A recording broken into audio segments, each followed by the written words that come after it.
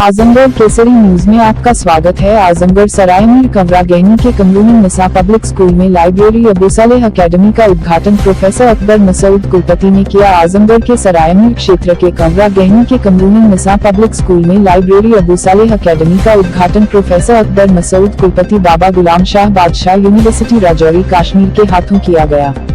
संयोजक फिरोज तलत अलीगढ़। इस अवसर सुप्रीम कोर्ट के वकील जेब के फैजान मुबारकपुर, विधायक शाह आलम उर्फ गुड्डू जमाली, प्रोफेसर अकबर मसूद, शाहिद बदर, डॉक्टर जावेद अख्तर आदि रहे। आजमगढ़ से अबू बशर आजमी की रिपोर्टर।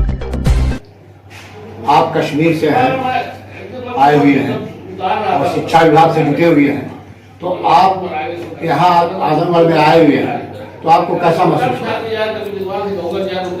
जनाब, पहले मैं ये बता दूं कि मेरा ताल्लुक आजमगढ़ से ही है और जब मुझको इनका मोहब्बतनामा मिला मैंने उसको फौरन गनीमत समझा और ये गनीमत समझा कि इस बहाने मैं अपने घर वापस हो पाऊंगा।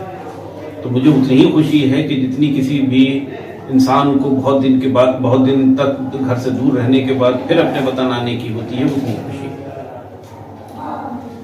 लेकिन आप ये शिक्षा विभाग में यहाँ के वहाँ में क्या आपने डिफरेंस पाया, क्या फर्क होना चाहिए? देखिए साहब, शिक्षा विभाग पूरे हिंदुस्तान में एक सही है, इसमें कोई फर्क नहीं है।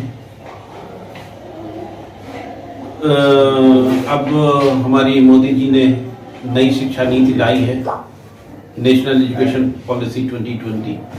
ये पॉलिसी किसी खत्ते के नहीं है, किसी मजहब की नहीं है, एक यूनिफॉर्म पॉलिसी है जो पूरे मुल्क के लिए है।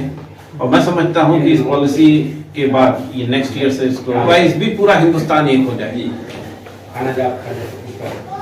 आप ये बताएं कि जो आजमगढ़ में लोगों को तालीम के कहीं क्या मामला होना चाहिए जिससे लोगों को उस तरफ जाना चाहिए शिक्षा विभाग, शिक्षा की तरफ?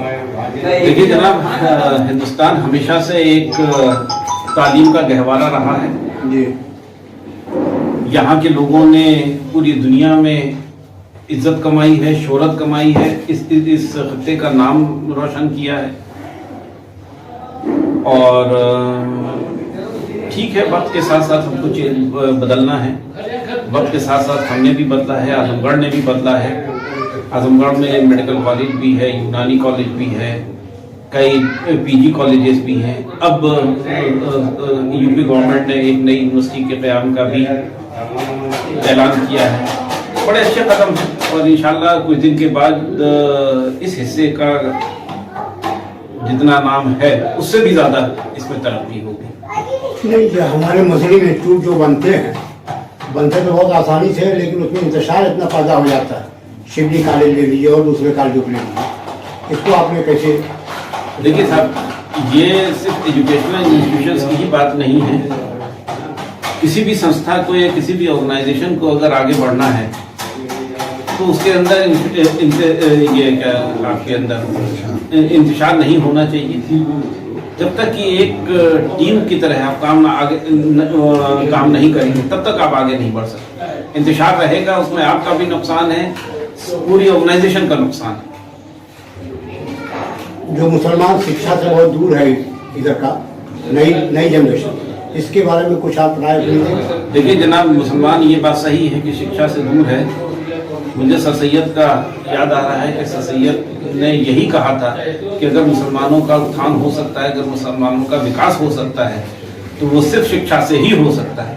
और मैं उसका स्ट्रॉन्ग बिलीवर हूँ कि जब तक कि ये मुसलमान, हिंदुस्तान का मुसलमान शिक्षा में आगे नहीं होगा, उसका विकास नहीं हो सकता। और कुछ कहना चाहेंगे?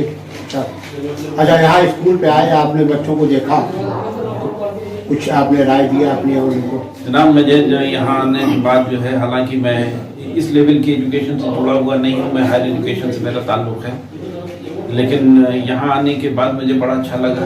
एक नई एनर्जी आ गई छोटे बच्चों के साथ रहने में। मेरी दुआ है और मुझको उम्मीद भी है कि इंशाल्लाह ये स्कूल जिन हाथों में है उसमें कहीं आगे जाएगा। मेरी दुआ है।